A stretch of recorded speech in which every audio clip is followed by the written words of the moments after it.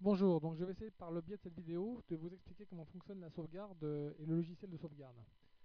Sur deux points. Le premier point, c'est le scheduler, enfin la partie programmation qui consiste à lancer, à programmer le démarrage de la sauvegarde.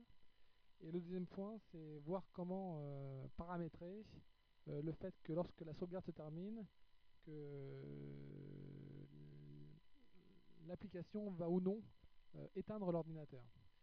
Donc là, sur le logiciel, donc vous avez sur la partie gauche les icônes qui représentent les actions, enfin les sauvegardes qu'il est possible de faire. Donc là, on a My Pictures, EU Favori, My Documents and Test. Test, ça correspond en fait à vous, votre application qui va s'appeler sauvegarde de la caisse. Donc là, je sélectionne Test, voilà.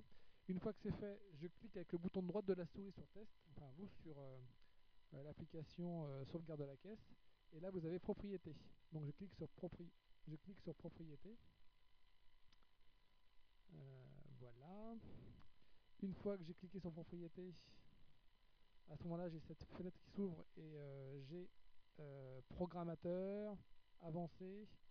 Donc dans programmateur, vous avez la possibilité de changer les horaires.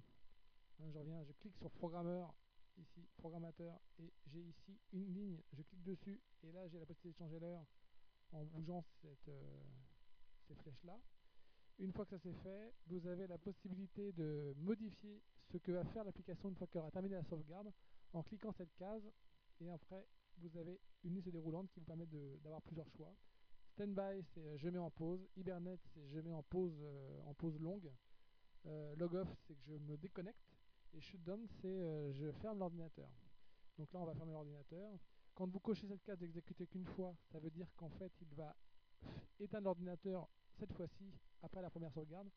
Et pour toutes les autres sauvegardes qu'il fera, en fait, il remettra, il décochera cette case de façon à ce que l'opération d'éteindre l'ordinateur ne se fasse qu'une seule fois derrière la première sauvegarde qu'il rencontrera.